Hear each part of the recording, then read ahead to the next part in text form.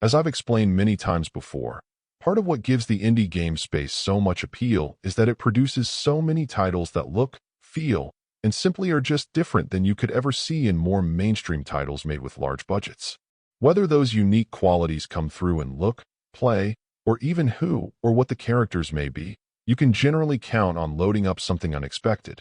BOSSGAME fits into that mold without question, with a retro primarily black and white look, a unique style of combat that can get quite intense, and two female leads obviously in love and who banter with the best of them.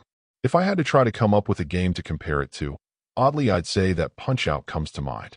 Granted, the style of combat is completely different, but when facing some of these challenging boss battles, there's a certain puzzle-like quality to them that you don't normally find. They're all certainly beatable, but by no means does that mean that any of them will go down easily. In fact, the likelihood is that even if you manage to survive the battle, coming out on top, that the road to that victory will be full of near-fatal endings. That's because your characters really need to rely on their short-lived shielding abilities to weather attacks, because without them, they'll get knocked out. The good news is that as long as one of them is still conscious, they'll be able to power the other back into the fight, and so on, making for battles that can keep you on the edge of your seat. Depending on your tastes, where the weakness of the game may lie is with all of the banter and moments between battles. It isn't that the characters in the game can't be fun, but I would say there tends to be a lot of back and forth that can be cute in some way, but it's typically lacking in substance as well.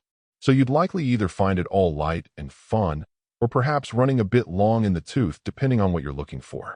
There's no question that this mix of elements is simply unlike anything I've played on the Switch as a whole, but I'm not sure that makes it convincingly a must-play experience either. Overall, my final score for the game ended up being a 7.2. And if you're interested in picking it up, it's currently available on the Switch eShop for $9.99.